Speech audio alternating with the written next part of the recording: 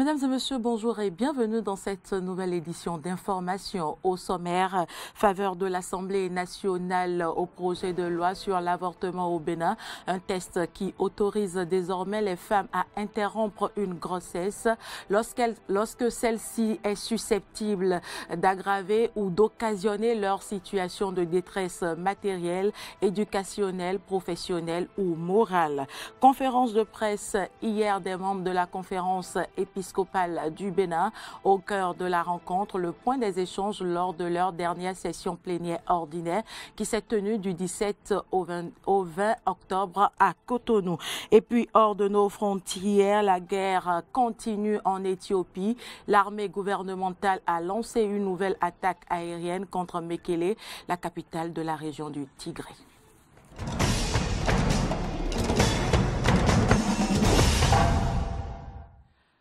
Merci pour l'attention. Dans la nuit d'hier à ce matin, les députés à l'Assemblée nationale ont tous dit oui à la loi numéro 2021-12 portant modification de la loi numéro 2003-04 du 3 mars 2003 relative à la santé sexuelle et à la reproduction au Bénin. Des tests qui légalisent l'avortement en République du Bénin.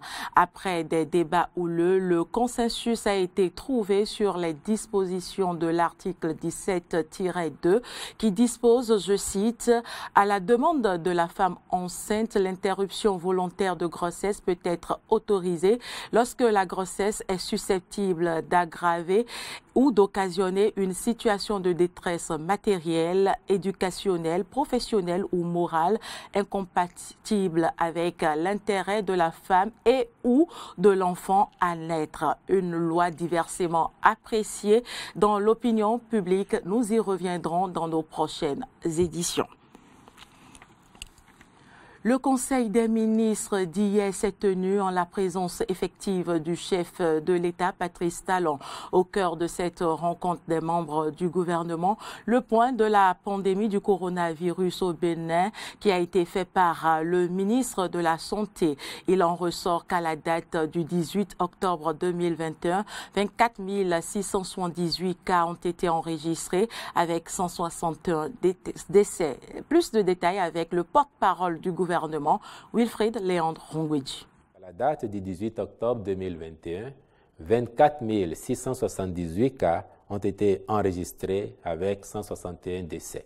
Sur les sites de prise en charge, 256 patients sont en cours de traitement, dont 16 cas graves nécessitant des soins intensifs. En ce qui concerne la vaccination, 263 442 personnes, parmi lesquelles 197 685 ont un schéma vaccinal complet, ont reçu des doses appropriées de différents types de vaccins. Au regard de ces chiffres, il est évident que le taux de couverture vaccinale n'est pas appréciable au point d'envisager la levée des mesures de restriction prises le 1er septembre 2021. Car c'est l'atteinte d'une couverture vaccinale satisfaisante contre la COVID-19 qui favorisera la reprise de toutes les activités économiques et le retour progressif à une vie normale sans exposer la grande masse à la contamination. C'est pourquoi le Conseil invite les populations à ne pas hésiter à se rendre sur les lieux de prise en charge, la disponibilité des vaccins étant garantie. Rappelle que la vaccination contre la COVID-19 est obligatoire pour tout le personnel médical, paramédical, pharmacien, aides-soignants, ainsi que le personnel administratif des formations sanitaires publiques et privées et le personnel des officines pharmaceutiques. Décide de conditionner l'accès à tous les services publics, y compris dans les collectivités territoriales, à la présentation d'une preuve de vaccination ou d'un résultat PCR datant de moins de 48 heures. À cet effet, les membres du gouvernement, les responsables à divers niveaux des institutions publiques, ainsi que des structures déconcentrées et décentralisées, sont instamment invités à prendre toutes les mesures nécessaires pour l'application sans faille des présentes dispositions. Rendu d'étape relatif à la restitution par la France de 26 œuvres des trésors royaux d'Abomey au Bénin. La restitution formelle des dites œuvres interviendra à la suite de la Semaine culturelle du Bénin au musée du Quai Branly Jacques Chirac. Dans cette perspective, le compte-rendu d'étape des démarches et formalités substantielles à accomplir révèle que notre pays a pris toutes les dispositions, aussi bien au plan juridique, infrastructurel qu'en matière de renforcement de capacité des conservateurs et spécialistes du patrimoine. La conférence épiscopale était face aux hommes des médias hier. Objectif, informer l'opinion publique des décisions prises lors de la première session plénière ordinaire de la conférence épiscopale du Bénin au titre de l'année pastorale 2021-2022. Des assises qui s'étaient déroulées du 17 au 20 octobre à Cotonou. Suivez un extrait du compte rendu de Monseigneur Cyril Rondécon au micro de Carnot François Roumbédé-Rinton. La conférence épiscopale du Bénin a accueilli avec grande joie la nouvelle de la nomination par le pape François de Monseigneur Dieudonné Datonou, prêtre de l'archidiocèse de Cotonou, comme nonce apostolique au Burundi. Les évêques du Bénin ont suivi avec attention l'audience que le président Patrice Talon a accordé le 22 septembre 2021 à son prédécesseur, le président Thomas Boni-Yayi. Il souhaite vivement que cette belle initiative soit le prélude à un dialogue vrai et sincère, ouvert aux autres acteurs politiques en vue des actes concrets ordonnés à la décrispation de la vie socio-politique de notre pays et à la réconciliation.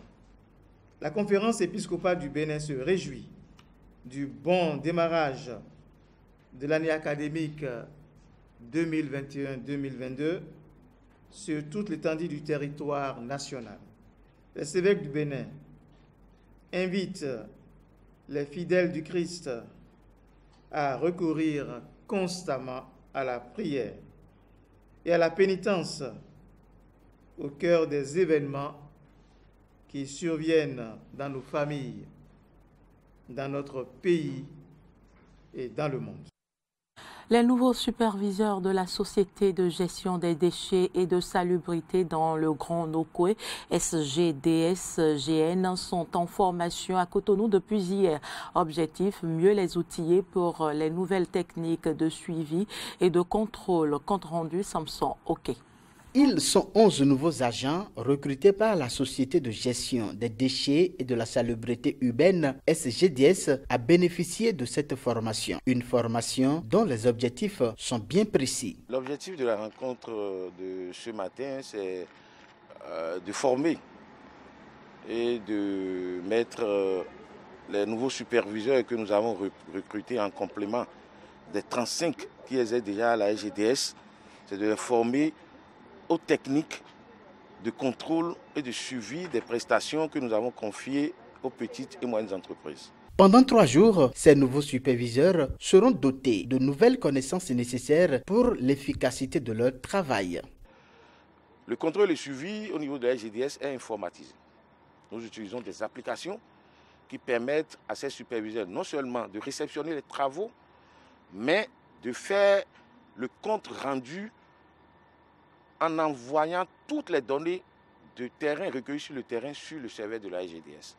Donc il fallait les former sur l'utilisation de ces applications et comment faire le compte rendu après le suivi et le contrôle des travaux.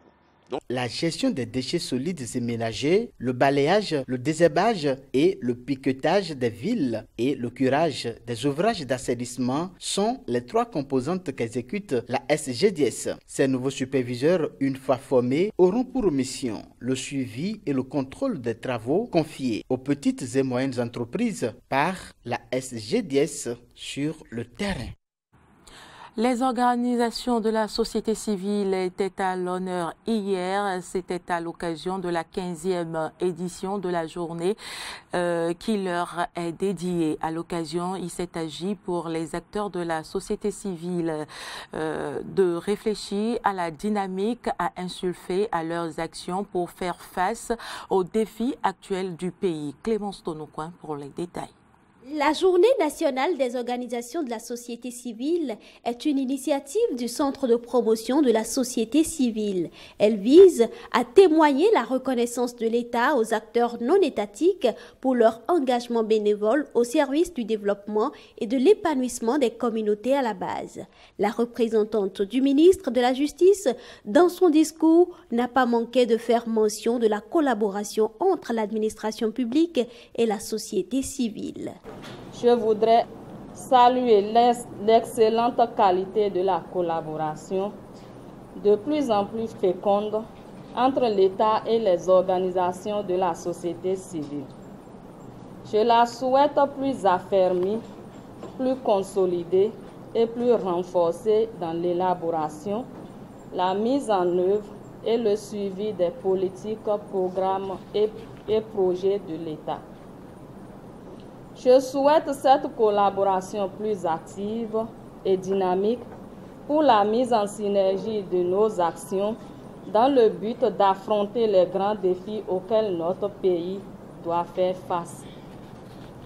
Au nombre des défis urgents pour lesquels les actions rapides et concertées doivent être menées, figure en premier lieu la lutte contre le blanchiment de capitaux et le financement du terrorisme. C'est donc à juste titre que la journée est célébrée sous le thème « Les organisations de la société civile face aux défis de la lutte contre le blanchiment de capitaux et le financement du terrorisme ». Deux raisons principales sous-tendent le choix de ce thème.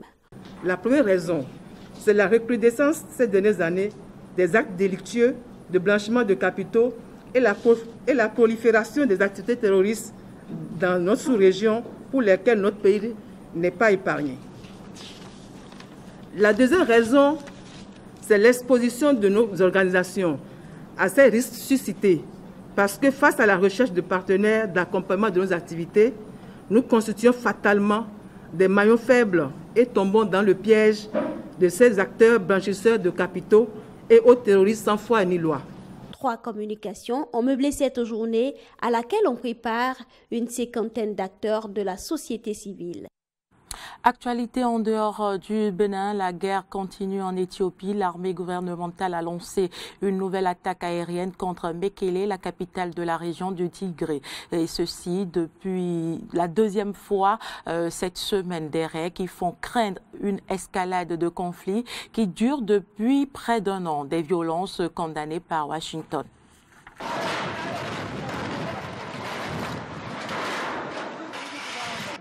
Un entrepôt vient d'être pulvérisé sous les yeux de plusieurs habitants. Très vite, le gouvernement éthiopien confirme l'attaque. Il affirme avoir visé un centre de fabrication d'armes appartenant au Front de libération du peuple du Tigré, des séparatistes que les forces gouvernementales combattent depuis 1 an. Selon une source médicale, 8 personnes ont été tuées par cette frappe. J'étais dans le magasin et je n'ai pas entendu l'avion arriver. C'est soudainement que j'ai entendu l'explosion. Nous étions 2 personnes dans le magasin et je m'étais endormie sur le sol quand j'ai entendu l'explosion. Ce sont des gens qui m'ont ramassée. Et quand les explosions ont continué, je suis sortie et j'ai vu une personne que je connais blessée au sol. Ces raids de l'armée éthiopienne confirment aussi une recrudescence des combats entre les séparatistes et les forces gouvernementales. À Addis Abeba, le Premier ministre Abiy Ahmed a promis de gagner une guerre qui s'enlise. Mais les forces tigréennes résistent. Après avoir dirigé l'Éthiopie pendant plus de 30 ans, le Front de libération du peuple du Tigré bénéficie de nombreux soutiens. Conséquence, 2 nouveaux fronts sont apparus, au Tigré, mais aussi dans les régions voisines de l'Amhara et de l'Afar.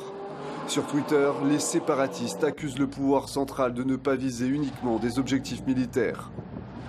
La réaction du gouvernement face à ces pertes dans le conflit actuel est de viser des civils à des centaines de kilomètres du champ de bataille. Cette guerre qui se répand accentue également la crise humanitaire. Des milliers de civils ont été tués et des centaines de milliers de personnes sont menacées par la famine. Dans ce contexte, le secrétaire général de l'ONU s'est dit profondément inquiet d'une escalade du conflit. Selon les Nations Unies, des milliers de civils ont été tués depuis le début de la guerre et au moins 2 millions de personnes ont été déplacées au Tigré et dans les régions voisines. La campagne de vaccination a été très efficace au Maroc. Elle a également permis d'instaurer le pass vaccinal selon Mouleid Saïd Afif, président de la Société marocaine des sciences médicales. On l'écoute. Le Royaume du Maroc n'a instauré le pass vaccinal qu'après avoir obtenu, puisqu'on est à plus de 23 millions de personnes qui ont été vaccinées, donc à 78% de la population cible et 70%, plus de 21 millions pour les 2 doses. Donc à partir du moment où on a ce pourcentage important qui, au cours de la dernière vague, on a eu moins de dégâts que les autres pays qui n'avaient pas cette couverture vaccinale. Donc pour encore booster cette vaccination, notre pays, notre État a pris la décision d'instaurer le pass vaccinal, mais ça fait plus d'1 mois qu'il y a eu une campagne pour parler de ce pass vaccinal. Les réticences qu'il y a, c'est pour la population entre 18 et 35.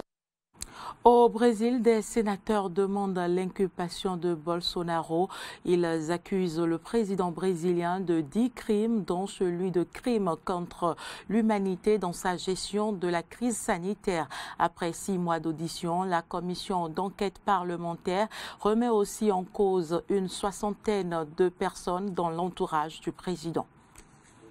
10, c'est le nombre de crimes retenus par des sénateurs brésiliens à l'encontre de Jair Bolsonaro. Le président est accusé de charlatanisme, d'infraction aux mesures sanitaires ou encore de prévarication. Après l'enquête de 6 mois menée par une commission parlementaire sur la gestion de la crise sanitaire, les sénateurs ont demandé l'inculpation de leur président.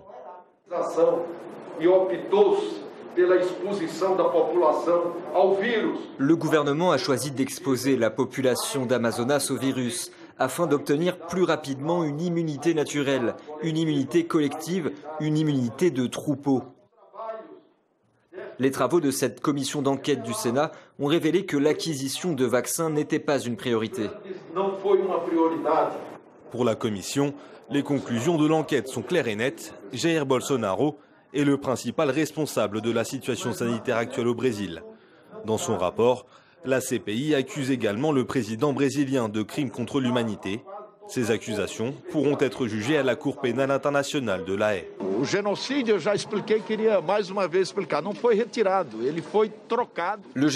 comme je l'ai expliqué une fois, je le répète, n'a pas été supprimé.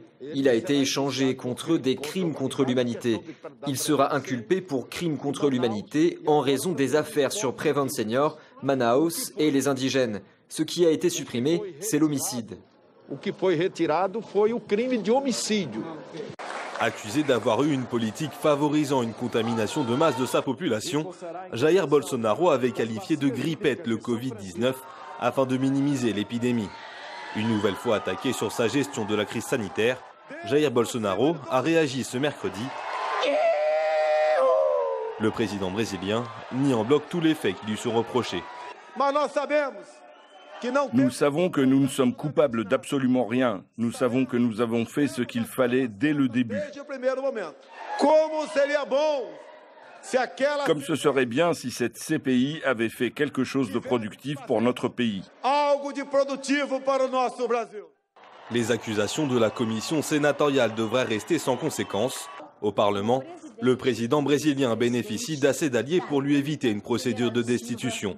Sur le plan judiciaire, le procureur général Augusto Arras, proche de Jair Bolsonaro, pourra s'opposer à toute inculpation. Au total, plus de 600 000 Brésiliens sont décédés des suites du Covid-19 depuis le début de la pandémie, ce qui fait du Brésil le 2e pays le plus endeuillé au monde. Et puis, ce sera tout pour cette édition. Merci de nous avoir suivis. L'information se poursuit sur nos différentes plateformes digitales, Facebook, Twitter, YouTube et sur notre site internet www.benin-eden.tv.